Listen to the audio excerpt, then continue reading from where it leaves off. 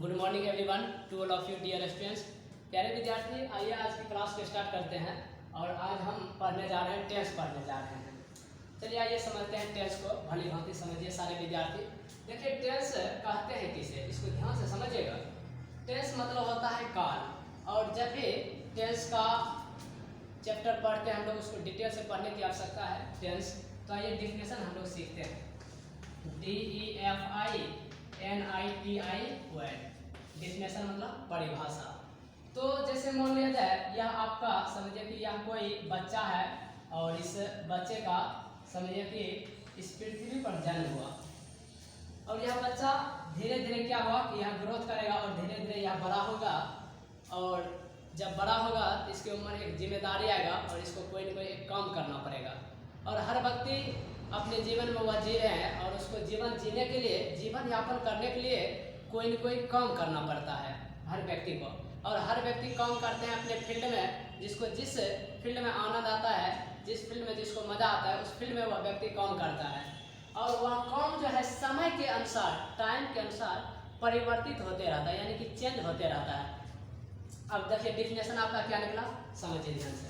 तो समय के अनुसार क्रिया के बदले हुए रूप को टेंस कहेंगे। डिफिनेशन क्या आ गया डियर स्टूडेंट, समय के अनुसार क्रिया के बदले हुए रूप को टेंस कहते हैं। समय के अनुसार क्रिया के बदले हुए रूप को टेंस कहते हैं। बदले हुए रूप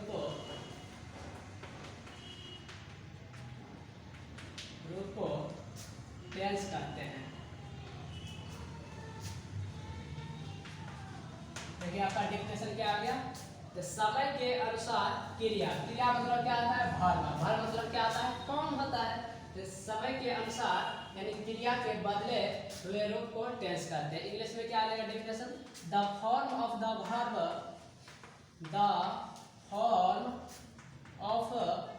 verb changed changed according to according to time is called tense।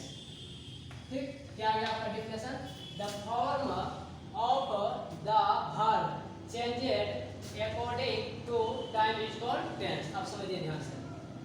अब टेंस यहाँ तक समझ गए। अब आपके मन में प्रश्न उठता है कि टेंस होते हैं कितने प्रकार के, ध्यान दीजिएगा।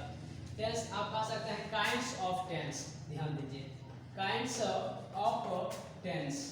ठीक, यानी कि टेंस के प्रकार कितने होते हैं, आप कहिएगा there are 3 types of tense. There are 3 types of tense, यानी कि टेंस जो है आपका मुख्यतः 3 प्रकार के होते हैं। चलिए आगे समझते हैं। यहाँ तक क्लियर हो गया है, इसको स्क्रीनशॉट भी ले सकते हैं या कॉपी में लिख भी सकते हैं। आगे समझिए, इसको मिटाते हैं। अब पहला आपका होता है प्रेजेंट टेंस, ध्यान दीजिएगा। पहला क्या होता है बच्चे, प्रेजेंट टेंस होता है। देखिए पहला आपका आ गया present tense, PRESENT present tense, और इसको हम लोग कहते हैं हिंदी में वर्तमान काल। अब दूसरा आपका होता है यानी past tense, PAST past, TENS past tense, और इसको हम लोग कहते हैं भूतकाल। और तीसरा आपका आ गया फ्यूचर टेंस, और इसको हम लोग कहते हैं भविष्यकाल कहते हैं। अब देखिए इसको समझिए डिटेल से थोड़ा। देखिए वह काम जो वर्तमान समय में हो रहा है उसे प्रेजेंट टेंस कहते हैं, वर्तमान काल, यानी कि वह काम जो बीत चुका है उसको हम लोग भूतकाल कहते हैं, इसको पढ़ेंगे डिटेल्स में। और वह काम जो आने वाले समय में किया जाए इसको हम लोग फ्यूचर टेंस कहते हैं। अब देखिए हर टेंस के खुद भी 4 उपभेद होते हैं। आप कह सकते हैं हर टेंस के खुद भी 4 उपभेद होते हैं। हर टेंस के खुद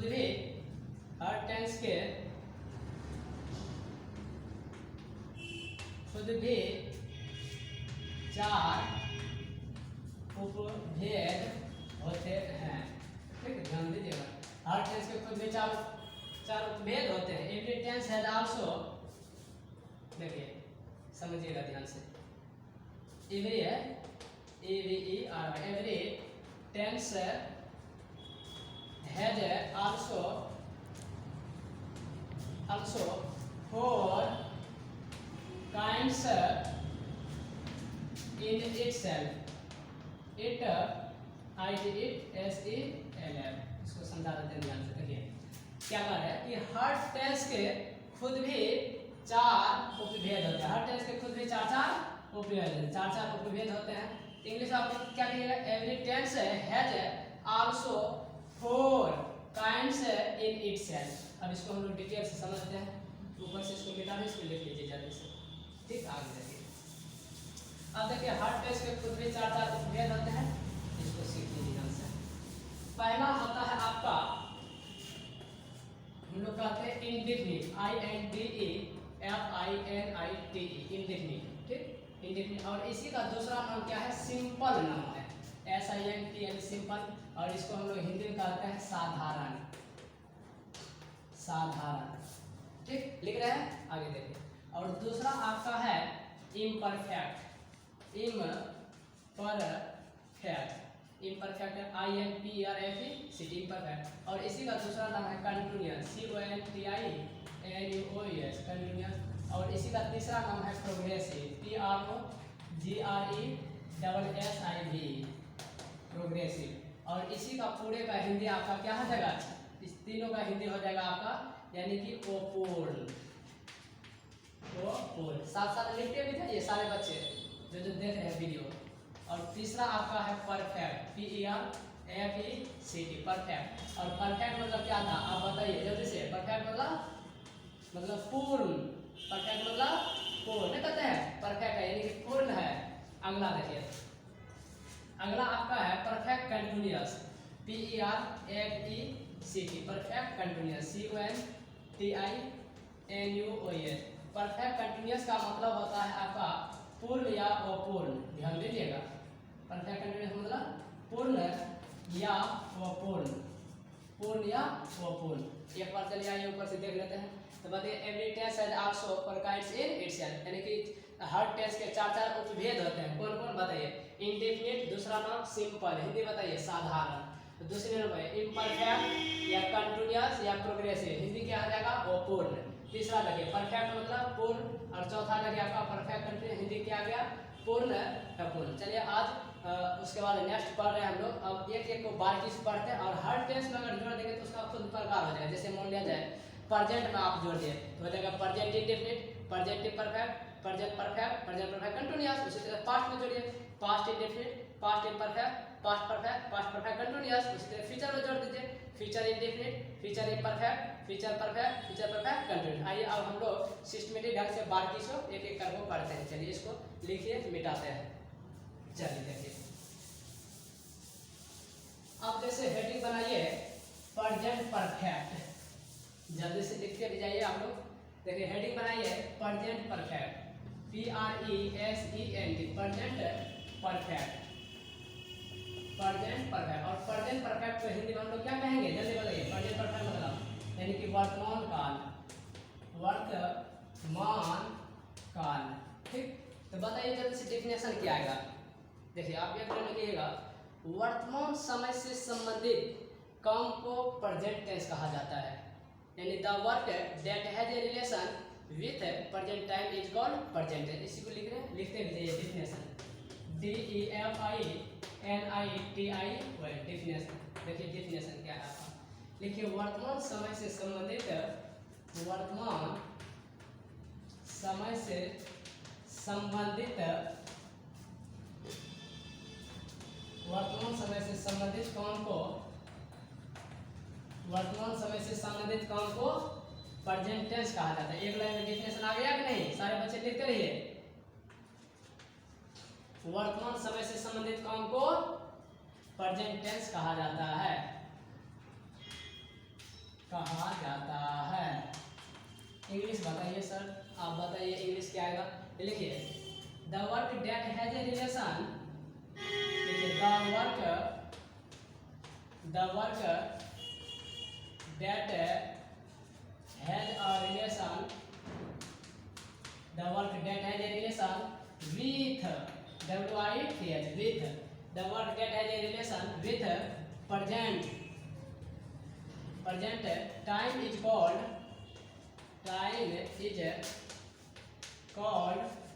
tense. present tense. चलिए आगे आपका क्लियर आंसर। तो कहिएगा यहाँ से देखिए, वर्तमान समय से संबंधित काम को प्रेजेंट टेंस कहा जाता है, यानी कि देखिए यहाँ से the work that has a relation with present time is called present tense. कहिएगा एग्जांपल क्या है, देखिए एग्जांपल लीजिए, यानी कि आपका एग्जांपल जो है देखिए समझिए, जैसे बोलते हैं वह एक शिक्षक है, वह जो है एक शिक्षक है।